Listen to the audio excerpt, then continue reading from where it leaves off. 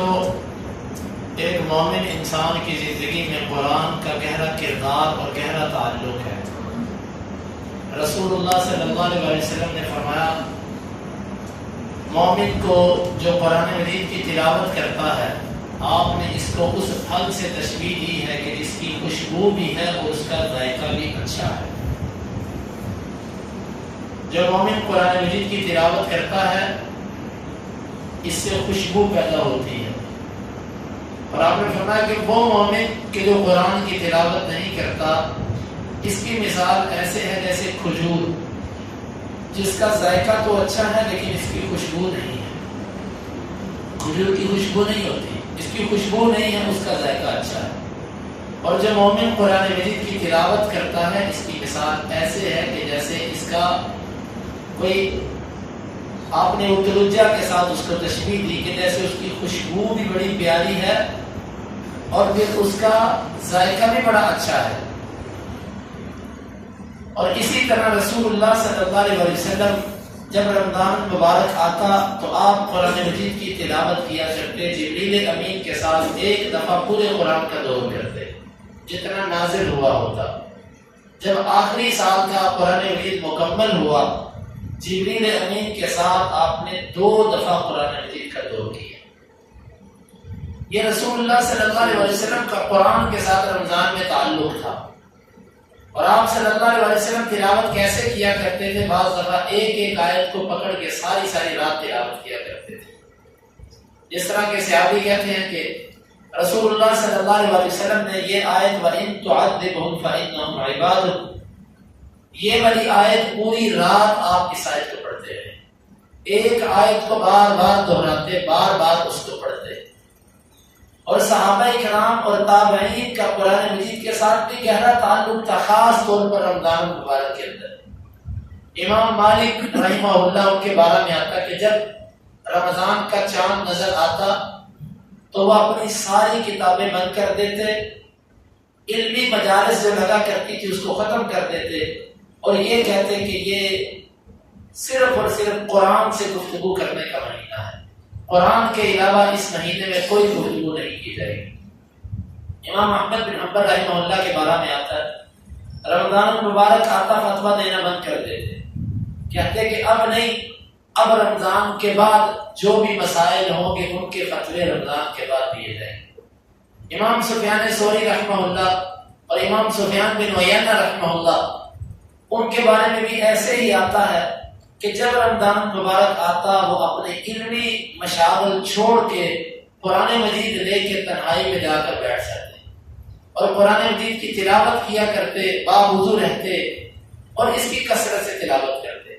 امام بخاری رحمہ اللہ کے بارے میں آتا ہے کہ وہ دن میں 1 دفعہ قرآن مجید مکمل کیا کرتے، اور بعض کے بارے میں آتا ہے وہ 3 دن میں مکمل کرتے، بعض کے بارے میں آتا ہے وہ 7 دن میں مکمل کرتے، اور بعض کے بارے میں آتا ہے وہ 2 دن میں مکمل کرتے۔ یہاں پر ایک اشکال ذہن میں پیدا ہوتا ہے کہ رسول اللہ صلی اللہ علیہ وسلم نے یہ فرمایا کہ جس نے 3 دن سے جلدی قرآن پڑھا اس نے قرآن کو سمجھا نہیں ہے۔ تو جن ائمہ محدثین کے بارے میں آتا ہے کہ وہ 2 دن میں مکمل کرتے تھے، 1 دن میں، اور امام شافعی کے بارے میں تو یہ بھی آتا ہے کہ وہ دن میں 1 مکمل کرتے اور رات میں 1 مکمل کرتے۔ تو یہاں پر کیا جواب اس کا دیا جا سکتا ہے؟ تو اس کا جواب ابن رجب رحمہ اللہ نے دیا ہے، امام ابن رجب نے۔ وہ کہتے ہیں کہ در حقیقت یہ جو ممانعت ہے کہ جس نے 3 دن سے پہلے قرآن کو مکمل کیا اس نے سمجھا نہیں، اس کا تعلق ہے عام دنوں کے ساتھ، عام دنوں کے ساتھ اس کا تعلق ہے۔ باقی مخصوص ایام کے اندر اگر کوئی اس دن کی فضیلت کی وجہ سے قرآن مجید کی تلاوت زیادہ کرتا ہے اور شوق کی وجہ سے اس کو مکمل کر دیتا ہے تو وہ اس میں داخل نہیں۔ اس کی دلیل انہوں نے بیان نہیں کی، لیکن میرے ذہن میں اللہ تعالیٰ نے اس کی دلیل بیان ڈالی ہے۔ وہ دلیل یہ ہے کہ رسول اللہ صلی اللہ علیہ وسلم کے گھر عائشہ رضی اللہ عنہ کے پاس 3 صحابہ کرام آئے اور آ کر آپ کا عمل پوچھا، انہوں نے بتلایا۔ بلاخر تینوں کہنے لگے کہ اللہ کے رسول صلی اللہ علیہ وسلم کا تو گناہ کوئی نہیں رہا، آپ تو جنتی ہیں یقیناً، تو ہم گناہگار ہیں، اللہ کے رسول صلی اللہ علیہ وسلم سے زیادہ عبادت ہمیں کرنی چاہیے۔ آپ تو جنتی ہیں، تو ہم گناہگار لوگ ہیں، ہمیں زیادہ عمل کرنا چاہیے۔ ان میں سے ایک کہنے لگا کہ میں ساری رات سوؤں گا نہیں، تہجد پڑھوں گا، عبادت کروں گا اللہ تعالیٰ کی۔ دوسرا کہنے لگا کہ میں شادی نہیں کرواؤں گا، اور تیسرا کہنے لگا میں ہمیشہ روزہ رکھوں گا۔ آپ صلی اللہ علیہ وسلم نے یہ بات مسجد میں آ کے کہی۔ آپ نے فرمایا کہ وہ بندہ جس نے کہا تھا کہ میں ساری رات جاگوں گا، آپ نے اس کے اس عمل کو ناپسند کیا، اور آپ نے فرمایا کہ میں زیادہ تقوی والا ہوں تم سے، میں رات کو جاگتا بھی ہوں اور سوتا بھی ہوں۔ ساری رات جاگنے کی اس کو اجازت نہیں، جبکہ حدیث کے اندر آتا ہے کہ جب رمضان مبارک کا آخری عشرہ آتا، اذا دخل الاشهر الاواخر شد مئزرہ وایقظ اہلہ واحیا لیلہ، جب آخری عشرہ رمضان کا آتا، جس کو ہم کہتے ہیں لنگوٹ کس لینا، پوری تیاری کر لینا، آپ اپنی پوری تیاری کر لیتے اور پوری رات جاگتے رہتے اور اپنے گھر والوں کو بھی جگا کے رکھتے۔ اب اس طرف اس کو کہا کہ تم نے پوری رات نہیں جاگنا، میں رات کو سوتا بھی ہوں اور تہجد بھی پڑھتا ہوں۔ جب رمضان کا آخری عشرہ آیا تو آپ پھر ساری رات جاگا کرتے تھے۔ معلوم ہوا کہ مخصوص ایام کے اندر جو فضیلت والے ایام ہوں، ان کی خیر کو سمیٹنے کے لیے اگر بندہ اپنے عمل میں اضافہ کرتا ہے تو وہ اس سے مراد نہیں۔ عام دنوں کے اندر ایک بندہ روزانہ یہ معمول بناتا ہے، ایک دن میں قرآن مکمل کرتا ہے، 2 دن میں کرتا ہے، جس طرح عبداللہ بن عمر بن عاص کا معمول تھا، دن کو روزہ رکھا، رات کو قرآن پڑھ دیا۔ رسول اللہ صلی اللہ علیہ وسلم نے ان کو منع کیا کہ ایسے مت کرو۔ باقی رمضان کی قیمتی گھڑیوں کے اندر ایک بندہ کہتا ہے، اور اللہ تعالیٰ نے بھی قرآن اور رمضان کو اکٹھا ذکر کیا، شہر رمضان الذی انزل فیہ القرآن، یہ رمضان کا وہ مہینہ ہے کہ جس میں قرآن نازل کیا گیا۔ اہل علم لکھتے ہیں کہ اس میں سب سے بڑا عمل روزے کے اندر جو کیا جاتا ہے وہ قرآن کی تلاوت ہے۔ رسول اللہ صلی اللہ علیہ وسلم کے 2 اعمال خاص طور پر صحابہ کرام نے ذکر کیے جو اہم ترین تھے رمضان میں۔ ایک ان میں سے صدقہ، اللہ کے راستے میں خرچ کرنا، اتنا خرچ کرتے کہ جیسے کہ کوئی تیز آندھی چلتی ہے، اور اس کے ساتھ قرآن مجید کی تلاوت کا ذکر کیا۔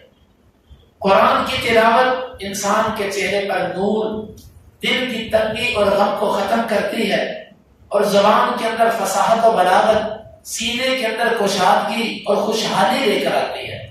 اگر قرآن مجید کی تلاوت انسان سمجھ کر کرے پھر تو کیا بات ہے۔ قرآن مجید کی تلاوت آپ ویسے بھی کرتے ہیں، بہتر، اس میں خیر ہے، لیکن قرآن مجید کی تلاوت کو اگر آپ سمجھ کر کرتے ہیں تو اس کی کیا بہانے ہیں۔ رمضان مبارک کے اندر جب کسی موقع پر آپ کو قرآن کی مجلس ملے کہ جہاں پر قرآن کی تفسیر، قرآن کا ترجمہ ہوتا ہو، تو یہ آپ کی سعادت مندی ہوگی کہ آپ اس مجلس کا حصہ بن جائیں۔ یہ ایک خیر ہے، اللہ رب العزت خیر والوں کو عطا فرماتے ہیں۔ تو یہ رمضان کا مہینہ ہے، ہم دیکھیں کہ آج 5واں روزہ ہے، ہمارے پاکستان کے اعداد و شمار کے مطابق آج 5واں روزہ ہے۔ اس 5ویں روزے تک ہم نے قرآن مجید کی تلاوت کتنی کی ہے؟ چاہیے تو یہ تھا کہ ہم ایک دفعہ قرآن مجید اب تک مکمل کر چکے ہوتے۔ دیکھیں ہر چیز کا ایک سیزن ہوتا ہے، جب کسی چیز کا سیزن لگتا ہے تو کسی دکاندار کا وہ باقی کام کو بند کر دیتا ہے، وہ کہتا ہے بھائی اس کا سیزن ہے، پہلے اس کام کو اچھی طرح کرنا ہے، پھر دوسرے کام کی طرف توجہ دیں گے۔ یہ باقی 24 دن باقی ہیں کہ 25 دن ہیں، یہ اللہ تعالیٰ کو پتہ ہے۔ دیکھیں 5 دن کتنی تیزی سے گزر گئے، آج 5واں دن ہے۔ یہ ایسے ہی تیزی سے مہینہ گزرے گا۔ ہم میں سے ہر بندہ اگر اپنا جائزہ لے کہ اس نے اب تک قرآن مجید کے کتنے سپارے تلاوت کیے، ہمیں چاہیے کہ فجر کی نماز سے لے کے اشراق تک مسجد میں بیٹھ کے قرآن مجید کی تلاوت کرے۔ آج سے 50 سے 60 سال کے پیچھے چلے گئے، یہ معمول تھا۔ یہ قرآن مجید کی تلاوت ایسے ہی ہوا کرتی تھی۔ اس وقت مسجدوں میں لالٹینیں ہوتی تھی اور مسجدوں کے اندر موم بتیاں ہوتی تھی جن کو جلا کے لوگ قرآن پڑھا کرتے تھے۔ اب اللہ تعالیٰ نے روشنیاں پیدا کر دی، لیکن لوگ ان روشنیوں سے فائدہ نہیں اٹھا رہے۔ روشنیاں ہوگی لیکن اندھیرے بڑھ گئے۔ وہ اندھیرے کون سے ہیں؟ وہ دلوں کے اندھیرے ہیں جو بڑھ گئے۔ قرآن مجید کی تلاوت، ظہر کی نماز، عصر کی نماز، مغرب کی نماز، عشاء کی نماز، چلیں عشاء میں تو تراویح ہے، کوشش کریں ہر نماز پہ قرآن مجید کا کچھ حصہ تلاوت کر کے جائیں۔ رسول اللہ صلی اللہ علیہ وسلم نے فرمایا کہ کیا تم میں سے کوئی یہ پسند کرتا ہے کہ وہ صبح فجر کی نماز کے لیے آئے اور اس کو وادی عقیق، یہ وہاں سے قریب تھی 2-3 میل کے فاصلے پر، وہاں پر جا کر اس کو 2 یا 3 اونٹنیاں ملے، سرخ رنگ کی عمدہ قسم کی اونٹنیاں، مفت، نہ چوری کی ہو نہ ڈاکے کی ہو۔ صحابہ نے کہا کہ رسول صلی اللہ علیہ وسلم ہم میں سے ہر بندہ یہ پسند کرتا ہے کہ اس کو روزانہ 2 سے 3 اونٹنیاں صرف اس جگہ تک جانے سے مل جائیں۔ آپ نے فرمایا جب تم مسجد میں آتے ہو نا تو 2 سے 3 آیتوں کی اگر تم تلاوت کر جاتے ہو یہ تو تمہارے لیے اس سرخ اونٹنیوں سے بہتر ہے۔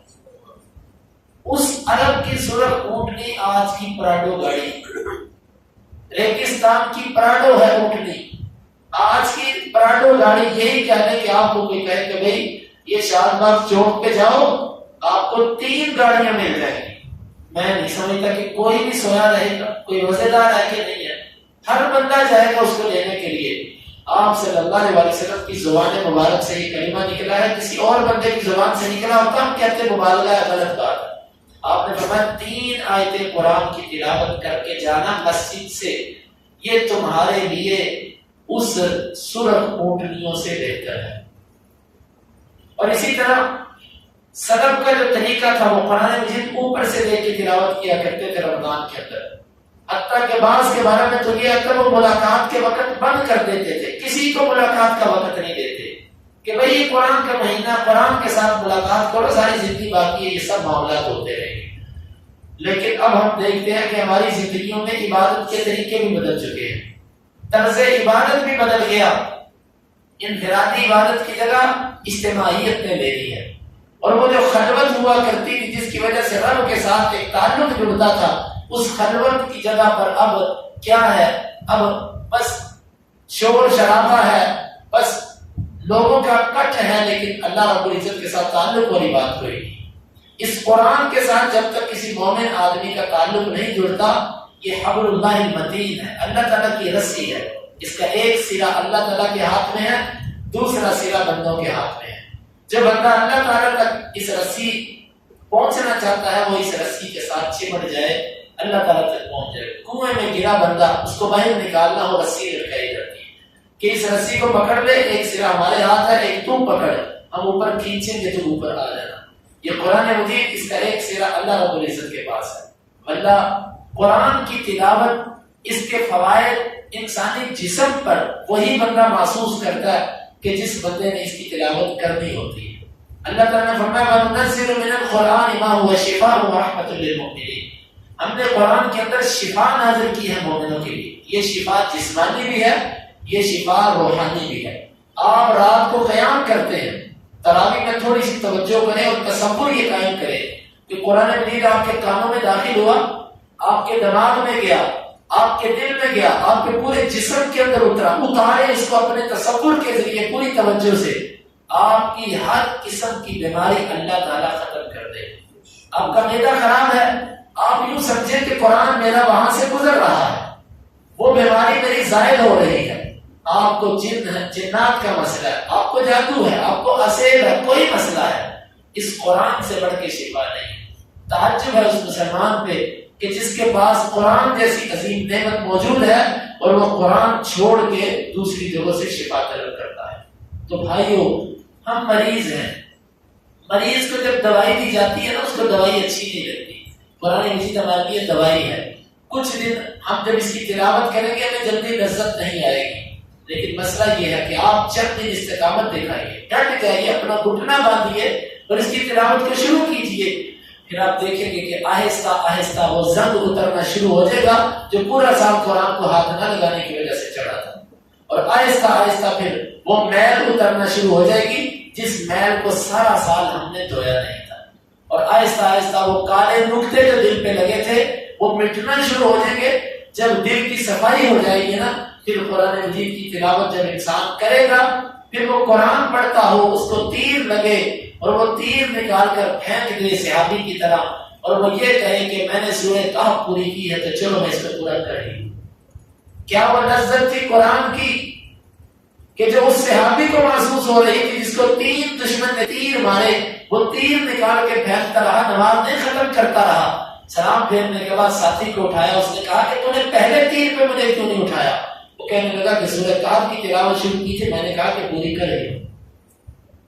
آخر وہ کون سی لذت تھی کہ جو عبداللہ بن عمر بن عاص کی گھر جب نبی صلی اللہ علیہ وسلم گئے، اس کی بیوی سے پوچھا کہ عبداللہ کیسا ہے؟ کہنے لگی اللہ کے رسول بندہ تو بڑا نیک ہے لیکن ہمارے پاس آیا ہی نہیں۔ نئی نویلی دلہن کو چھوڑ کے وہ کس چیز کی لذت تھی کہ جس نے عبداللہ بن عمر بن عاص کے ذہن کو کسی اور طرف کر دیا تھا؟